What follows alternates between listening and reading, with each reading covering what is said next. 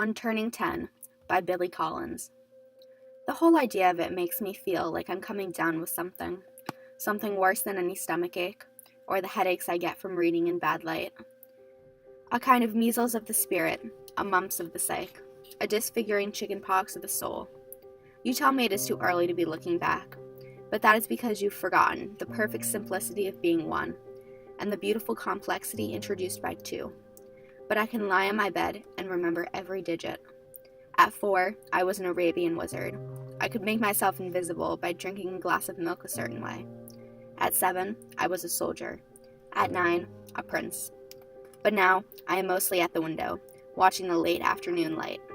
But then it never fell so solemnly, against the side of my treehouse, and my bicycle never leaned against the garage as it does today, all the dark blue speed drained out of it. This is the beginning of my sadness, I say to myself, as I walk through the universe in my sneakers. It is time to say goodbye to my imaginary friends. Time to turn the first big number. It seems only yesterday I used to believe that there was nothing under my skin but light. If you cut me, I would shine. But now, when I fall upon the sidewalks of life, I skin my knees. I bleed.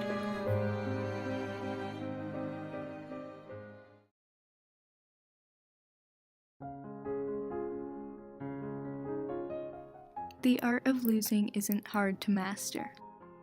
So many things seem filled with the intent to be lost that their loss is no disaster. Lose something every day, except the fluster of lost door keys, the hour badly spent. The art of losing isn't hard to master. Then practice losing farther, losing faster. Places and names and where it was you meant to travel. None of these will bring disaster. I lost my mother's watch, and look, my last, or next to last, of 3 loved houses went. The art of losing isn't hard to master. I lost 2 cities, lovely ones, and, vaster, some realms I owned, 2 rivers, a continent. I missed them, but it wasn't a disaster. Even losing you, the joking voice, a gesture I love. I shan't have lied. It's evident that the art of losing's not hard to master, though it may look like, write it, like disaster.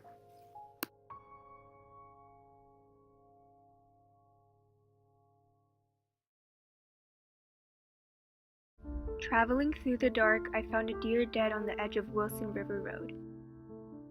It is usually best to roll them into the canyon. That road is narrow, to swerve might make more dead. By glow of the taillight, I stumbled back of the car and stood by the heap.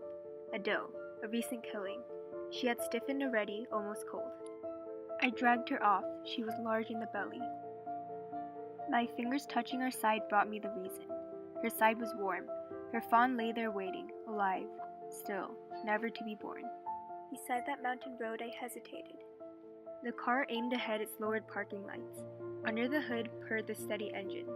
I stood in the glare of the warm exhaust turning red. Around our group I could hear the wilderness listen.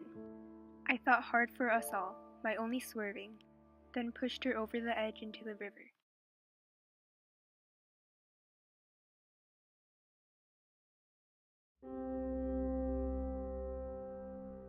Do not go gentle into that good night. Old age should burn and rave at close of day, rage, rage against the dying of the light. Though wise men at their end know dark is right, because their words had forked no lightning, they do not go gentle into that good night. Good men, the last wave by, crying how bright their frail deeds might have danced in a green bay, rage, rage against the dying of the light. Wild men who caught and sang the sun in flight and learned too late they grieved it on its way, do not go gentle into that good night. Grave men, near death, who see with blinding sight, blind eyes could blaze like meteors and be gay, rage, rage against the dying of the light. And you, my father, there on the sad height, curse, bless me now with your fierce tears, I pray. Do not go gentle into that good night, rage, rage against the dying of the light.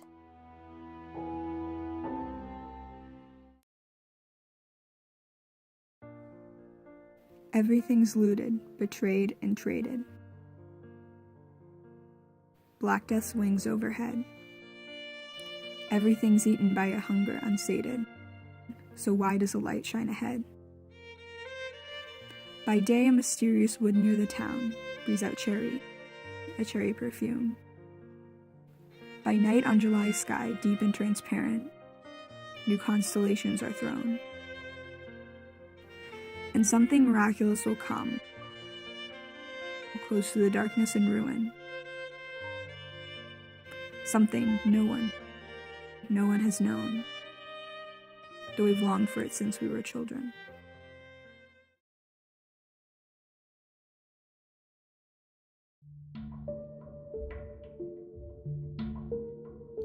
Because I could not stop for death, he kindly stopped for me. The carriage held but just ourselves in immortality. We slowly drove, he knew no haste, and I had put away my labor and my leisure too, for his civility. We passed the school where children strove at recess in the ring. We passed the fields of gazing grain, we passed the setting sun. Or rather, he passed us. The dews drew quivering and chill, for only gossamer, my gown, my tippet, only tulle. We paused before a house that seemed a swelling of the ground. The roof was scarcely visible, the cornice in the ground. Since then, 'tis centuries, and yet feels shorter than the day. I first surmised the horses' heads were toward eternity.